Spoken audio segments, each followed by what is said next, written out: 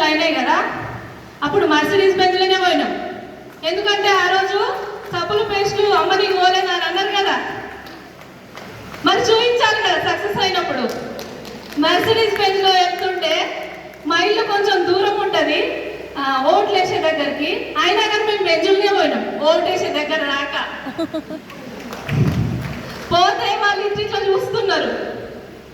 అంటే చూడండి, ఎవరో ఏమో అన్నారని మనం అక్కడనే ఆగొద్దు.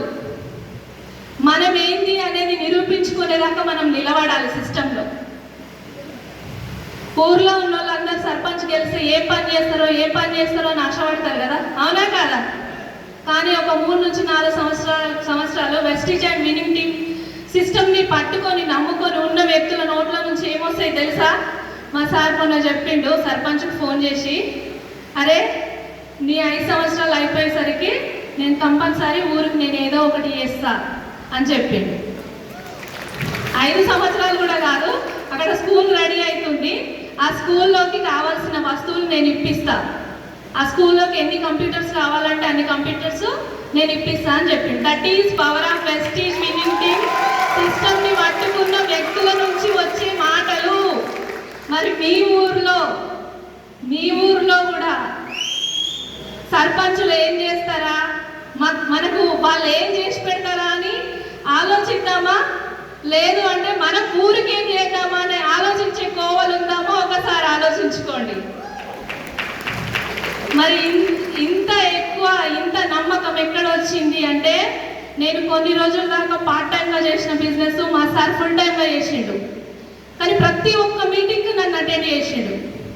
ఎందుకంటే భార్య భర్తలకు ఇద్దరికి నమ్మకం ఉంటేనే ఈ బిజినెస్లో ముందుకెళ్తాం, అవునా కాదా? Yes or no? ప్రతి ఒక్క మీటింగ్కి నన్ను తీసుకెళ్ళిండు. నేను ప్లాన్లకు వెళ్ళకుండా కానీ ప్రతి ఒక్క మీటింగ్కి అటెండ్ అయినప్పుడు నాకు నమ్మకం వచ్చింది. చలో నువ్వు బయటకు వెళ్ళి నువ్వు బిజినెస్ చేయి, నేను ఇంట్లో నేను చూసుకుంటా అని చెప్పిన. ఆ నమ్మకం నాకు ఇచ్చింది కదా సారు. కాబట్టి చూడండి, నిజంగా ఒక్కొక్కసారి నా లైఫ్ అయినా అనిపిస్తుంది ఇది. ఎందుకు అంటే ఈ బిజినెస్లకు రాకపోతే నేను ఇప్పుడు ఏం చేసేదాన్ని, ఒక్కొక్కసారి వివోఏలకు ఇంటింటికి తిరిగి, సండే ఉన్నా సరే ఇంటింటికి తిరిగి సర్వే చేయాల్సిందే, అవునా కాదా?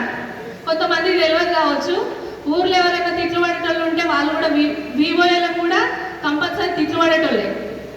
కానీ చూడండి, ఈ బిజినెస్ని నమ్మి మా సార్కి నేను సపోర్ట్ చేయడం వల్ల నన్ను ఫారెన్ ట్రిప్స్ దింపుతున్నాడు, బంగారం ఇప్పించిండు, మర్సిడీస్ బెంజ్లో దింపుతున్నాడు.